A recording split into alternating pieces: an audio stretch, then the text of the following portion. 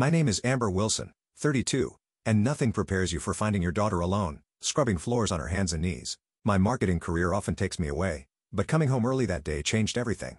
Madison, my sweet 8-year-old, trembled when I walked in. My in-laws had never fully accepted her since I married Scott. They'd taken their real granddaughter to an amusement park instead. What happened next would redefine our family forever. Where are you watching from today? Drop your location in the comments, hit subscribe, and join me as I share how I protected my daughter when no one else would. I've always been career-driven, working my way up in digital marketing while juggling motherhood. But make no mistake, Madison has always been my priority, my heart walking outside my body. Some days the balance feels impossible, but we make it work. I met Scott Henderson 6 years ago at a friend's barbecue. Madison was just 2 then, a curly-haired toddler who stole everyone's hearts, including Scott's. From day one, he'd get on the floor to play with her, read her stories with all the silly voices and never once treated her differently because she wasn't biologically his. Madison came into my life through tragedy. My cousin Stephanie had been my best friend since childhood. When she and her husband died in a horrific car accident, their daughter Madison had no one else. I was 24, single and terrified, but I knew I had to step up. The adoption process was emotional but necessary. Madison deserved stability and love, and I promised to give her both for the rest of her life. When Scott proposed a year after we met, he included Madison in the sweetest way. He got down on one knee with 2 rings, one for me and a small heart necklace for Madison, and asked if we would both do him the honor of becoming his family. After the wedding, Scott legally adopted Madison too. On paper and in our hearts, we were a complete family unit. That's when I met Robert and Eleanor Henderson, Scott's parents. They seemed pleasant enough if a bit reserved. They brought gifts for Madison, but their smiles didn't quite reach their eyes when they hugged her. I chalked it up to them needing time to warm up to this instant family situation. "She's a pretty little thing," Eleanor had commented, studying Madison's features. "Doesn't look much like either of you, though, does she?" The comment stung, but Scott quickly explained that Madison was adopted, and I appreciated how he said it, matter-of-factly, without apology or qualification. Then there was Michael, Scott's younger brother, and his daughter Lily. By coincidence, Lily was also 8, born just 2 months after Madison. The cousins got along well at playing together at family gatherings while the adults watched, but I started noticing patterns at these events. The grandparents would bring 2 gifts, but Lily's was always larger or more expensive. They'd take photos with both girls but post only the ones with Lily on social media. When Madison would speak, Eleanor sometimes seemed to not hear her, yet she'd hang on Lily's every word. Scott noticed too. After a particularly obvious Christmas, where Lily received a tablet while Madison got coloring books, he confronted his parents privately. "Madison is my daughter," he told them firmly. "I need you to treat her with the same love and attention you give to Lily." They denied any favoritism, of course. "You're being oversensitive," Robert had dismissed. "We love both the girls equally. Madison just seems more interested in arts and crafts," but the pattern continued. At Easter, they'd hide more eggs for Lily to find. At Thanksgiving, they'd ask Lily about school but not Madison. Small things perhaps, but they accumulated like tiny paper cuts on Madison's sense of belonging. "Why doesn't Grandma Eleanor ask me to bake cookies with her like she does with Lily?" Madison asked once, her voice small. I had no good answer. I tried to compensate by creating special traditions just for us. Scott was wonderfully supportive, always validating Madison's feelings while trying to maintain peace in the family. "They're from a different generation," he'd say. "They'll come around eventually." I wasn't so sure, but I respected his desire to believe the best about his parents. This delicate family ecosystem was what made my recent business trip so complicated. I'd been putting off the Chicago conference for months, but when my boss made it clear that my presence was non-negotiable for this potential client meeting, I finally relented. Scott assured me he would take care of everything with Madison, school drop-offs, dance class, homework, the whole routine. "We'll be fine, babe," he promised, kissing my forehead as I fretted over my packing list. "Madison and I will have a daddy-daughter weekend. Maybe we'll build that birdhouse we've been talking about." Madison seemed okay with the plan too, excited about special time with Scott. Everything was arranged perfectly until it wasn't. 2 days before my departure, Scott received an urgent call from his company's Boston office. A major client was threatening to pull their account, and as senior account manager, Scott's presence was required immediately. We scrambled to find alternative childcare options. Our regular babysitter was away at college and our backup was already committed, Scott suggested his parents. "They've been asking to spend more time with Madison," he reasoned. "This could be good for their relationship." I hesitated, remembering all those small moments of favoritism. "I don't know, Scott. Maybe my mom could fly in from Arizona on such short notice? And she just had that knee surgery," Scott reminded me. "Look, I know my parents aren't perfect, but they're capable caregivers. It's just 3 days, and I'll be back before you." Reluctantly, I agreed. We didn't have many options, and I wanted to believe it could be a turning point in their relationship with Madison. Maybe someone on one time was exactly what they needed. The morning I left, Eleanor and Robert arrived at our house with overnight bags. "We've got everything under control," Eleanor assured me, barely making eye contact as she scrolled through her phone. "We raised 2 boys, you know? One little girl will be a breeze." I knelt down to Madison's level.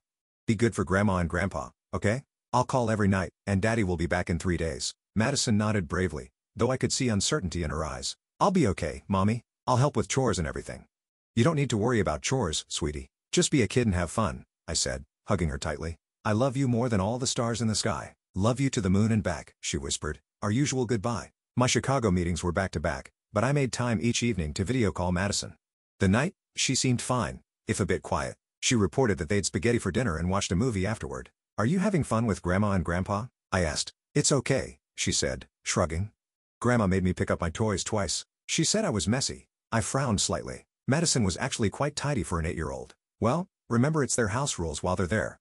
Just 2 more days, sweetie." The night, our call was briefer. Robert answered instead of Madison, saying she was finishing her dinner and would call back, but that call never came. When I tried again before bed, Eleanor answered, sounding irritated. "Madison's already asleep. She was overtired from playing all day. We'll have her call you tomorrow." Something felt off, but I couldn't put my finger on what. Scott called later to say his meetings in Boston were running longer than expected. "My parents are okay with staying an extra day," he said. "I should be back the day after tomorrow, and you'll be home the day after that." On the day of my trip, something unexpected happened. The client we'd been courting decided to sign early, canceling our final 2 days of meetings. Suddenly, I found myself with the opportunity to fly home early. "Are you sure you don't want to stay and do some sightseeing?" my colleague asked. Chicago's beautiful this time of year, but all I could think about was getting home to Madison. The brief, awkward calls with my in-laws had left me uneasy. I booked the available flight, deciding not to tell anyone I was coming home early. I'd surprise Madison and relieve my in-laws earlier than expected, a win for everyone. During the flight, I found myself increasingly anxious to get home. I tried calling the house from the airport after landing, but no one answered. I texted Scott to let him know I was heading home early. "That's great," he responded. "Still stuck in Boston. Client issues more complicated than expected. Love you both." As I drove from the airport, I felt a growing sense of anticipation mixed with an inexplicable dread. I chalked it up to travel fatigue and maternal guilt for being away. I couldn't wait to see Madison's face when I walked through the door unexpectedly. I imagined her squeals of delight, the running hug, the stream of stories she'd want to tell me all at once. But as I pulled into our neighborhood, I noticed something odd. Robert and Eleanor's car wasn't in the driveway. It was a Thursday afternoon. Where would they have gone with Madison? Perhaps to the park or for ice cream? Still, something didn't feel right. I parked in the driveway and grabbed my luggage, the spring air surprisingly cool as I made my way to the front door. Our house seemed unusually quiet as I entered. "Hello? Madison? Anyone home?" I called out, setting down my bags in the entryway. The silence that greeted me sent a chill down my spine. I moved through the house, calling Madison's name with increasing urgency. The living room was empty, though I noticed Madison's favorite stuffed rabbit, Mr. Flopsy, discarded on the floor, unusual as she rarely went anywhere without him. The dining room showed signs of a hasty lunch, crumbs on the table, a half-empty glass of water. "Madison?" I called again, my voice echoing through the quiet house. Then I heard it, a small sound coming from the kitchen, a quiet sniffling, followed by the distinct sound of scrubbing. I rushed toward the noise, my heart pounding. Nothing could have prepared me for what I saw when I entered the kitchen. Madison was on her hands and knees on the cold tile floor, a large brush in her small hands, scrubbing vigorously at the white tiles. A bucket of soapy water sat beside her. Her face was streaked with dried tears, her curls damp with sweat. She was wearing the same clothes I'd seen her in during our brief video call the night before. She didn't notice me, so focused was she on a particular spot on the floor. I stood frozen in the doorway, trying to process the scene before me. "Madison?" I finally managed, my voice barely above a whisper. She startled, the brush clattering to the floor as her head whipped around. For a split, fear flashed across her face, a look I'd never seen directed at me before recognition dawned. "Mommy?" Her voice was small, uncertain, as if she couldn't quite believe I was really there. I crossed the kitchen in 3 strides and knelt beside her, not caring that the knees of my business slacks were soaking up the soapy water on the floor. "Baby, what are you doing? Where are Grandma and Grandpa?"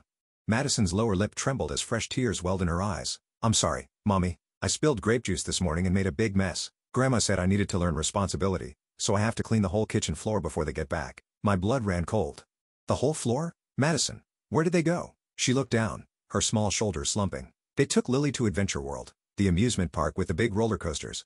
"They left you here alone?" I struggled to keep my voice calm, though rage was building inside me. Madison nodded. "Grandma said I couldn't go because I wouldn't appreciate it like Lily would. She said Lily deserves special treats because she's their real granddaughter." Her voice broke on the last words, and my heart shattered along with it. I pulled her into my arms, feeling her small body tremble against mine. "How long have you been alone, sweetheart?" "Since after breakfast," she whispered against my shoulder. "Grandma said they'd be back for dinner. She said I better have the floor spotless by then or I wouldn't get any dessert, and I needed to think about why I'm so clumsy all the time for hours." They'd left my 8-year-old daughter alone for 4 hours on her hands and knees scrubbing floors while they took their real granddaughter to an amusement park. I felt physically ill. "Has this happened before? Them leaving you alone?" I asked, trying to keep my voice steady. Madison hesitated, then nodded. "Yesterday, They went shopping with Lily. They said I couldn't come because I whined too much about being bored. They were gone a long time. I was scared. I closed my eyes, fighting back tears of rage and guilt. What else happened while I was away, Madison? You can tell me anything.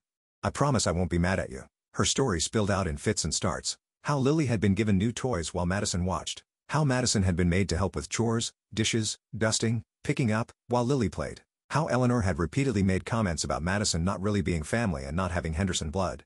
Grandma said I should be grateful that you and Daddy took me in because nobody else wanted me, Madison said, her voice so matter-of-fact that it was clear she believed it. She said I'm lucky because I could have ended up in an orphanage. Each word was like a knife to my heart. I held Madison tighter, rocking her gently. Listen to me very carefully, Madison Elizabeth Wilson Henderson. You are not lucky we took you in. We are the lucky ones. Every single day, I thank my lucky stars that I get to be your mom. You are the most precious, most important person in my life, and I am so sorry this happened. You're not mad at me for spilling the juice? She asked in a small voice. Of course not. Accidents happen. Everyone spills things sometimes, I assured her, brushing back her damp curls. No one should ever make you clean an entire floor as punishment, and they absolutely should never, ever have left you alone. That was wrong of them, not you. I helped Madison to her feet, noticing for the time how exhausted she looked. There were angry red marks on her knees from kneeling on the hard floor for so long, and her hands were pruned and raw from the cleaning solution. Let's get you cleaned up, and then we're going to have some ice cream, I said decisively, leading her to the bathroom. As I helped her wash her hands and face, my mind raced with fury and plans. Am I in trouble with Grandma when they come back? Madison asked as I applied lotion to her chapped hands. No, baby, you're not in trouble with anyone, I said firmly. But Grandma and Grandpa are in very big trouble with me. Madison's eyes widened. Are you going to yell at them? I considered this, taking a deep breath. No, I'm not going to yell, but I am going to make sure this never happens again.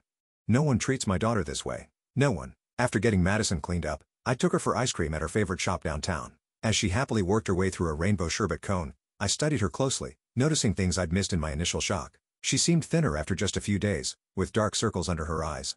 Her usual animated chatter was subdued, and she kept glancing at me as if for reassurance. Madison, I need you to tell me everything that happened while I was gone, I said gently. Not just today, but all 3 days. Even things you think might make me sad or upset. It's really important.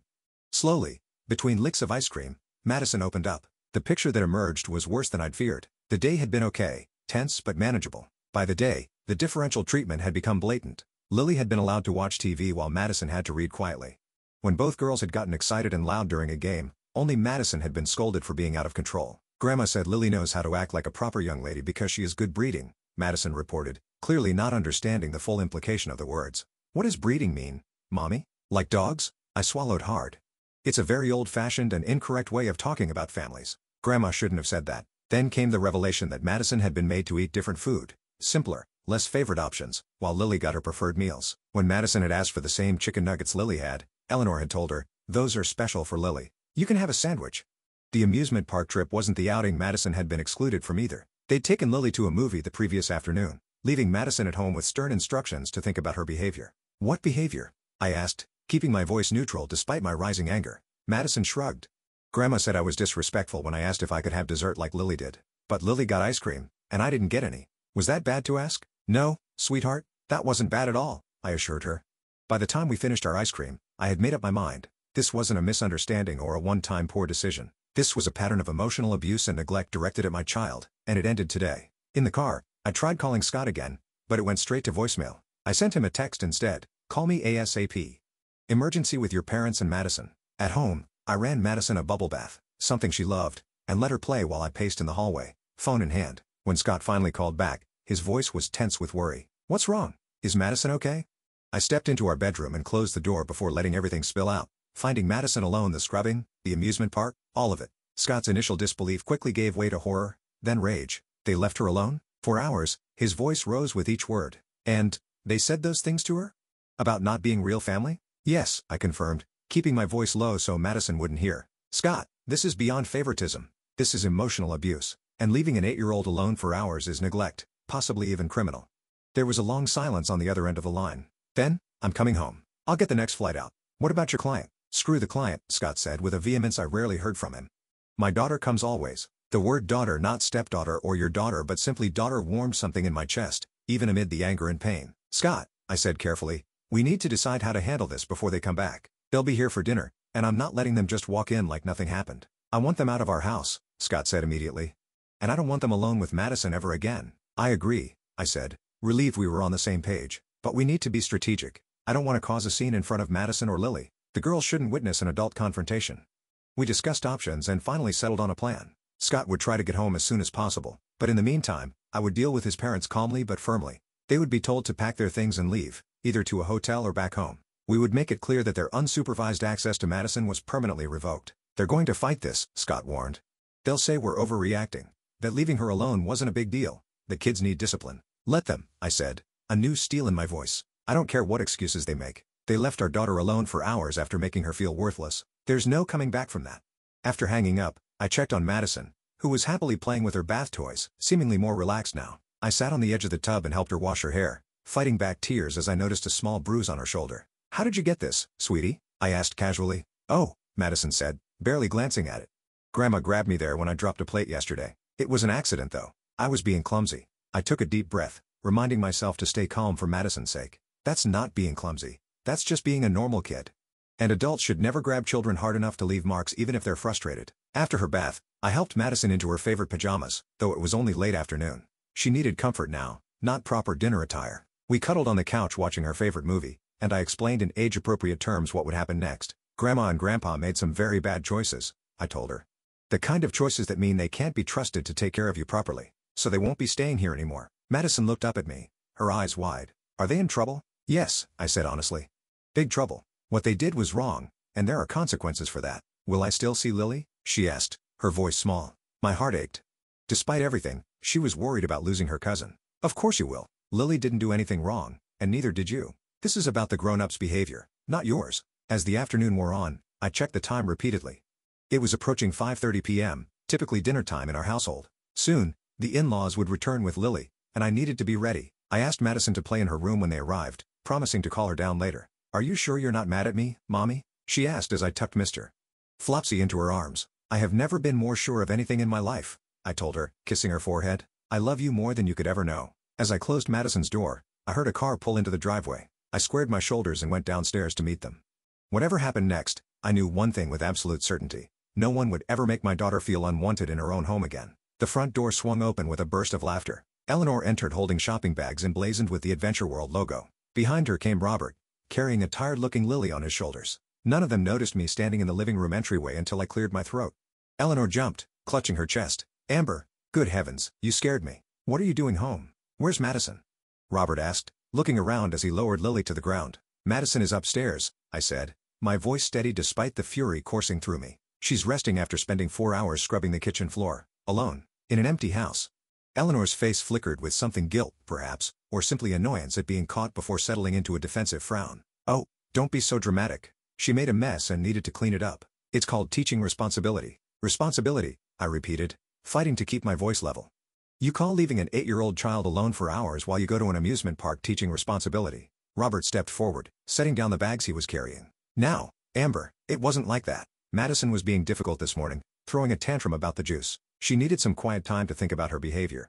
A tantrum? I asked. Madison told me she accidentally spilled juice and apologized immediately. Well, she would say that, wouldn't she? Eleanor sniffed, removing her jacket. I've noticed she tends to twist the truth when it suits her. Not like our Lily. The casual cruelty of the comparison made my blood boil, but I maintained my composure. Regardless of what happened with the juice, you left an 8-year-old child alone. Do you realize that's legally considered neglect in this state? I could call Child Protective Services right now. That got their attention. Robert's face paled slightly while Eleanor's eyes narrowed. You wouldn't dare, she hissed. We were only gone a few hours, and Madison is perfectly fine. Stop being hysterical. I'm not being hysterical, I replied. I'm being a mother. A mother who came home to find her daughter alone, terrified, and scrubbing floors on her hands and knees while being told she's not a real member of this family. Robert at least had the decency to look uncomfortable. We never said that. Really? Because Madison told me that you both have repeatedly told her she doesn't have Henderson blood and should be grateful we took her in because nobody else wanted her. Eleanor rolled her eyes. Children exaggerate. And besides, it's simply factual that she's not related by blood. We've never been shy about that. She's 8 years old, I exclaimed, my voice rising despite my efforts. And she is related. She's your son's daughter. Scott adopted her legally. She bears your last name. What more do you want? Look, Robert interjected, clearly trying to defuse the situation. We may have made some poor choices today, but you're blowing this out of proportion. We've been taking care of Madison all week with no issues.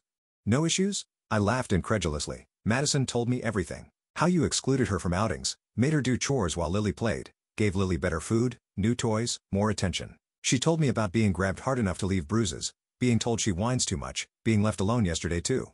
This wasn't a one-time lapse in judgment. This was a pattern. Just then, my phone rang. It was Scott. I answered and immediately put it on speaker.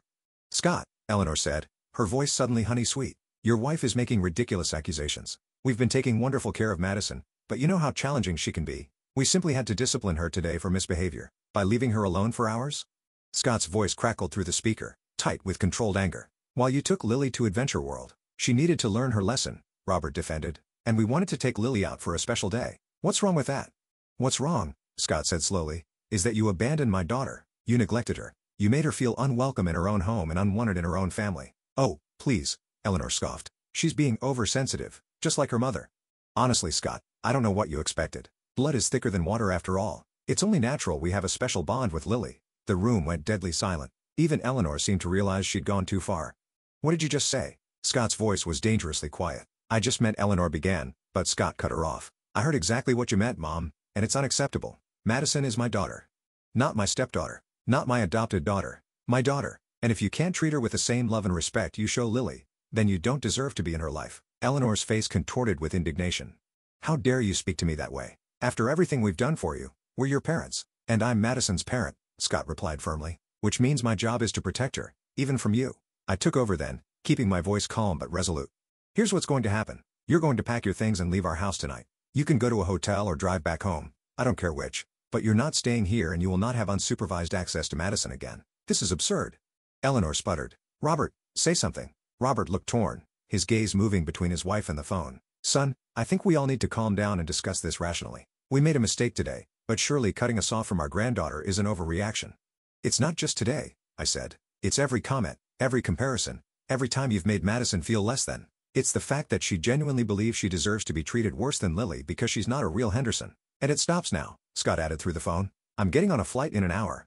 By the time I get home, I expect you to be gone. We can discuss future, supervised visits after Madison has had time to heal from this." Lily, who had been quiet during this exchange, suddenly spoke up. "Is Madison okay? Can I see her?" Her innocent concern highlighted the absurdity of the situation. Even a child Lily's age recognized something was wrong. I knelt down to her level. "Madison is okay, but she's resting right now. This isn't about you, Lily. You didn't do anything wrong." Eleanor seized on this, her voice rising dramatically. "See what you're doing? You're driving a wedge between the cousins. You're breaking up this family." "No," I said, standing back up. "You did that when you decided one grandchild was more valuable than the other." "This is ridiculous," Eleanor snapped, grabbing her purse. "Come on, Robert, we don't have to stand here and be insulted. Where's Madison?" Robert asked again, seeming genuinely concerned. "Can we at least say goodbye?" I shook my head. "Not tonight. She's been through enough. I'll have her call you when she's ready." Eleanor let out a dramatic huff. "Fine. But don't think this is the end of it. We'll be speaking to Scott privately without your influence." "Go ahead," I said. "But you should know he's heard everything you've said tonight, and he stands with me and Madison, 100%. As they gathered their belongings, Eleanor turned to me one last time. "You know, Amber, we always thought Scott could do better. Now we know we were right." The barb was meant to hurt, but I simply smiled. "Funny, I was just thinking the same thing about Madison's grandparents. They left in a flurry of slammed doors and screeching tires, taking a confused Lily with them. As the sound of their car faded, I leaned against the wall, suddenly exhausted. The confrontation had gone about as well as could be expected, but it was just the beginning of what would likely be a long, painful family rift. I climbed the stairs to Madison's room, finding her sitting on her bed with Mr. Flopsy, clearly having heard at least some of the commotion. "Did Grandma and Grandpa leave because of me?" she asked in a small voice. I sat beside her, pulling her close. "No, sweetheart, they left because of their own bad choices. None of this is your fault. Will they come back?" I chose my words carefully. "Not to stay with us, no. But someday if they can learn to be kind and respectful to everyone in our family, we might see them again for short visits." Madison nodded, seeming to accept this. "Is Daddy coming home?" "Yes, he'll be here in a few hours. He can't wait to see you." As Madison drifted off to sleep that night, clutching Mr. Flopsy, I sat beside her bed watching her peaceful face. I had always promised to protect her and, today I had kept that promise. There would be fallout, difficult conversations, and likely more confrontations to come. But seeing Madison sleep without fear or tension in her small body told me I had done the right thing. Some family ties, I realized, aren't worth preserving if they damage the people we love most. Scott arrived home just after midnight, exhausted from travel but wired with adrenaline. I met him at the door and fell into his embrace, finally allowing myself to cry now that Madison was asleep and I didn't need to be strong for her. "I can't believe they did this," Scott whispered, his voice rough with emotion. "My own parents. How could they treat her that way?" We sat at the kitchen table, the same floor Madison had been forced to scrub now clean beneath our feet. I recounted everything in detail, Madison's exact words, the state I'd found her in, the revelations of the past few days' treatment. Scott listened, his face growing increasingly pained. I knew they favored Lily, he said, running his hands through his hair. But I never imagined they'd go this far, leaving her alone? Telling her she's not real family? He trailed off, unable to find words adequate to express his disgust. Have they called you? I asked. Scott nodded grimly. Multiple times. I texted that I'd speak to them tomorrow. I couldn't handle it tonight. The next morning, Madison was overjoyed to find Scott home. She threw herself into his arms with a squeal of delight that warmed my heart, a glimpse of her usual exuberance returning. Over breakfast, we had a family meeting, keeping the conversation age-appropriate but honest. Grandma and Grandpa made some very bad choices, Scott explained, holding Madison's small hand in his. And when adults make bad choices that hurt children, there have to be consequences. Like when I get a timeout? Madison asked. Similar, yes, I said. Except their timeout is going to be much longer, and they won't be able to spend time with you unless another adult we trust is there too. Madison considered this. Are they mad at me? No, sweetheart, Scott assured her. They're probably upset about the situation, but none of this is your fault. I need you to really hear that, okay? Nothing you did caused this. Madison nodded, though I could tell she wasn't entirely convinced. We decided that family therapy would be essential moving forward, both for Madison to process what had happened and for us as parents to learn how best to support her. Later that day, while Madison was engaged with a movie, Scott called his parents. I sat beside him as he put the phone on speaker. We've been worried, Eleanor said immediately, after the way you and Amber threw us out last night. Mom, Scott interrupted firmly, I'm calling to make our position absolutely clear. What you and Dad did was neglect and emotional abuse. You left Madison alone for hours.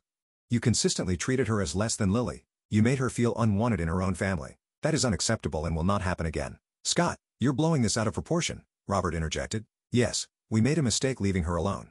We admit that. But all this talk of abuse is extreme, is it? Scott challenged. You told my daughter that she's not really family, that she should be grateful anyone wanted her.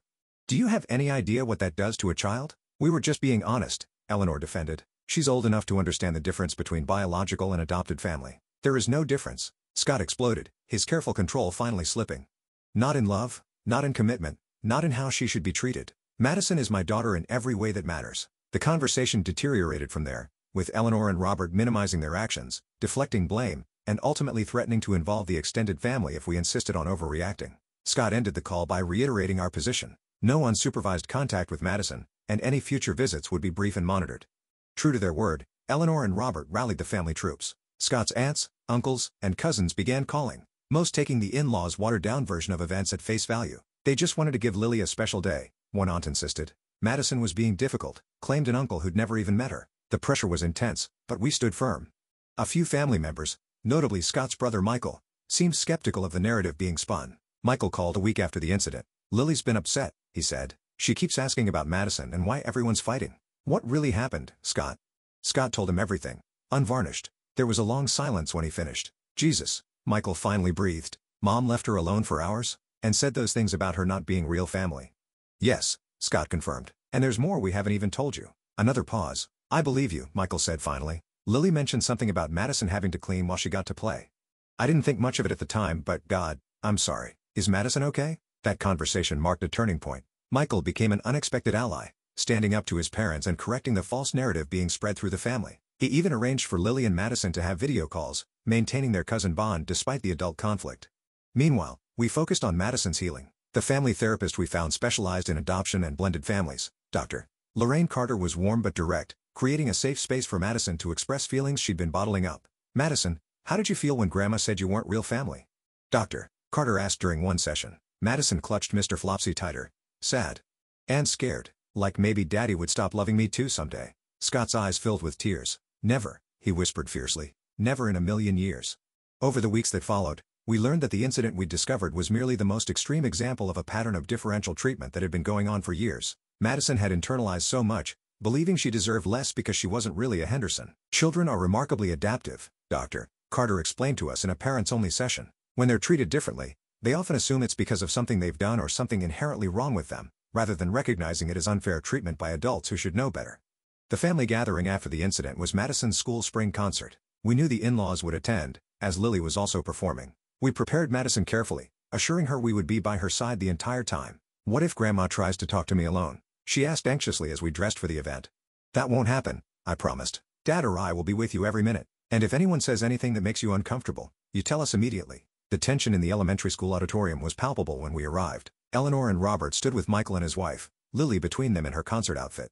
They spotted us immediately, Eleanor's face tightening while Robert looked away. We guided Madison to her classroom, deliberately taking a path that avoided the in-laws. After leaving her with her teacher, we found seats far from where they were sitting. Michael, however, made a point of coming over to greet us. "How's Madison doing?" he asked genuinely. "Better," Scott replied. "The therapy is helping." "How about Lily?" Confused, but okay. "She misses Madison." Michael hesitated, then added, "Mom and Dad are still, well, you know, but I want you to know I understand why you did what you did. I would have done the same for Lily." That simple acknowledgement meant more than he could know. After the concert, we couldn't avoid the in-laws entirely. They approached as we waited for Madison outside her classroom. "She sang beautifully," Robert offered awkwardly. "Yes, she did," I agreed neutrally. Eleanor didn't speak, merely studied Madison with a tight expression when she emerged from the classroom. Madison shrank against my side, her earlier confidence from the performance evaporating. "Hello, Madison," Robert said, bending slightly. "You did a wonderful job up there." "Thank you," Madison whispered, not meeting his eyes. "Well," Eleanor finally spoke, her voice brittle. "I suppose we should congratulate you on turning our granddaughter against us so thoroughly." "Mom," Scott warned. "Not here, not now." "When, then," she demanded, "you've shut us out completely. Over one mistake." "It wasn't one mistake," I said quietly but firmly. "And, this isn't the place to discuss it." We left shortly after, Madison unusually quiet in the back seat. "Are you okay, sweetie?" I asked, turning to check on her. She nodded slowly. "Grandma still looks mad at me." "She's not mad at you," Scott assured her, meeting her eyes in the rearview mirror. "She's mad at the situation, and at grown-up things you don't need to worry about." As the weeks turned into months, we maintained our boundaries while allowing for small, supervised interactions, a dinner at a restaurant, an hour at the park with everyone present. These were often tense, with Eleanor particularly resistant to the new normal. "This is ridiculous," she complained during one such gathering. "I can't even speak to Madison without you hovering." "That's right," I confirmed calmly. "These are the boundaries we've set. You can either respect them or not see Madison at all. Your choice." Robert, at least, seemed to be making efforts. He brought Madison appropriate gifts, asked about her interests, and made no comparisons to Lily. Whether this represented genuine growth or simply better behavior under supervision was hard to tell, but it was a start. The most unexpected development was the strengthened bond between Madison and Lily. Once the cousins were allowed to interact without the toxic influence of favoritism, they actually grew closer. They had video calls, supervised playdates, and genuine fun together, proof that the problem had never been with the children. "I wish I could have a sleepover at Lily's house," Madison said one day, about 4 months after the incident. "That's not possible right now," I explained gently. "But maybe someday, if things continue to improve because of what Grandma and Grandpa did?" she asked. "Yes," I said honestly. "We need to make sure you're always safe and respected. That's our job as your parents." Madison considered this, then said something that showed just how far she'd come. "It wasn't because I'm not a real Henderson, was it? It was because they were being mean." "Exactly," Scott said, pride evident in his voice. "And being a Henderson has nothing to do with blood or DNA. It's about love and respect and treating each other with kindness." 6 months after that terrible day, we discovered through therapy that there had been even more instances of favoritism and emotional manipulation than we'd initially realized. Small moments that had seemed insignificant at the time now formed a clear pattern of behavior designed to make Madison feel less than. "The good news, Dr. Carter told us, is that Madison is young and resilient. With consistent support and love from you both, she can and will recover from this. The work you're doing now is literally rewiring her brain to understand that she is worthy, loved, and equal." Scott and I committed ourselves fully to that work, creating new family traditions that celebrated our unique family story. We read books about adoption, talked openly about different types of families, and made sure Madison knew her origin story was one of love, not loss. Slowly, we began to see our daughter emerge from the shadow of insecurity that had been cast over her. The light returned to her eyes, her laughter became more frequent, and the constant need for reassurance gradually faded.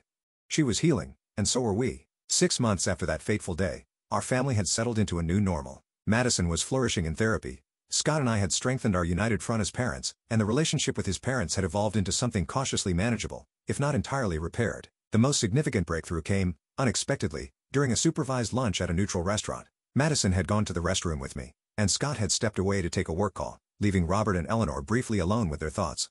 When we returned, Eleanor was uncharacteristically quiet. She picked at her food for several minutes before suddenly addressing Madison directly. "I owe you an apology," she said, her voice wavering slightly.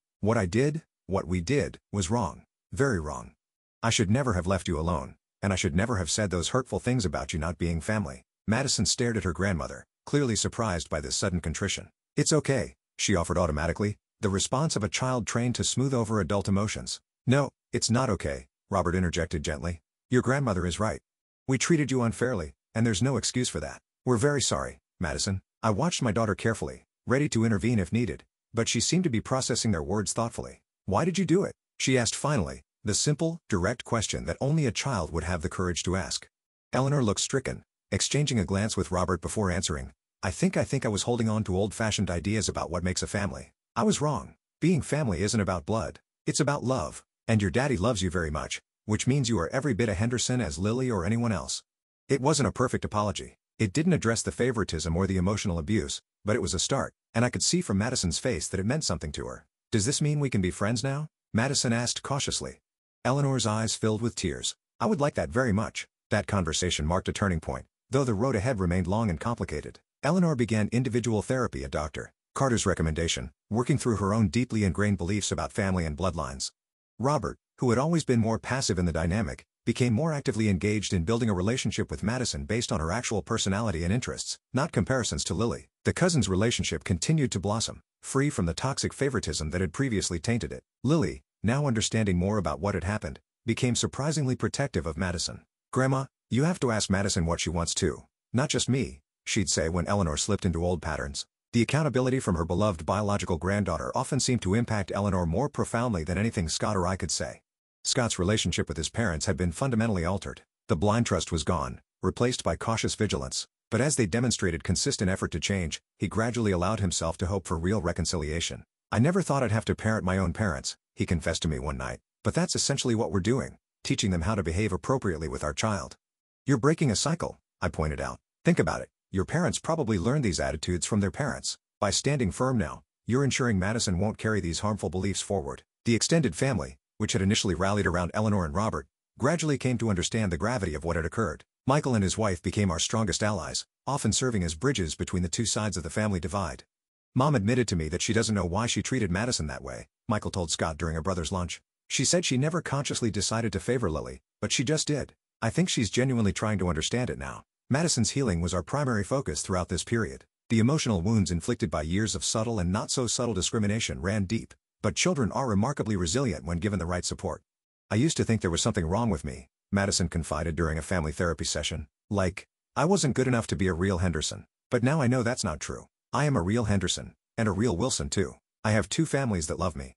Her words brought tears to my eyes. After everything she'd been through, my daughter had emerged with wisdom beyond her years and a stronger sense of self. By the 1-year mark after the incident, we had established a new family equilibrium. Eleanor and Robert were allowed supervised visits, which were gradually increasing in duration as they demonstrated consistent respect for our boundaries. Madison felt safe with them again, though she remained more guarded than she was with other family members. "The goal isn't to pretend this never happened," Dr. Carter reminded us during a family session that included the grandparents. "The goal is to learn from it, grow from it and build healthier relationships moving forward." Eleanor nodded, her usual defensiveness notably absent. "I never want Madison to feel unwanted or less than again. I'm still learning, but I'm committed to doing better." For the time, I believed her. We celebrated Madison's 9th birthday with a party that included both sides of the family. Watching her blow out candles surrounded by people who truly valued her for exactly who she was, I reflected on the painful journey that had brought us here. Finding Madison alone that day, scrubbing floors while being told she wasn't real family, had been one of the most horrific moments of my life. But the aftermath, the boundaries we set, the therapy we embraced, the difficult conversations we had ultimately strengthened our family in ways I couldn't have imagined. Most importantly, Madison now knew with absolute certainty that she was loved, protected, and worth fighting for. No child should ever have to learn that lesson through trauma, but the lesson itself was invaluable. As I watched her laugh with Lily, accept a carefully chosen gift from Eleanor, and beam at Scott's enthusiastic photography, I knew we had done the right thing. We had refused to accept the unacceptable. We had protected our daughter when she couldn't protect herself, and in doing so, we had taught her the most important lesson of all, that love isn't about blood or biology. It's about choice, commitment, and unwavering support. If you're watching this and have ever felt like you had to accept unfair treatment of your child for the sake of family harmony, I hope our story gives you courage. Standing up for your child might be difficult, uncomfortable, or even heartbreaking in the moment, but it's always, always worth it. Have you ever had to set difficult boundaries with family to protect your children? How did you handle it? Share your experiences in the comments below. And if this story resonated with you, please hit the like button and subscribe to my channel for more real-life stories about family, motherhood, and the sometimes messy journey of doing what's right. Thank you for listening, and remember, blood doesn't make a family, love does.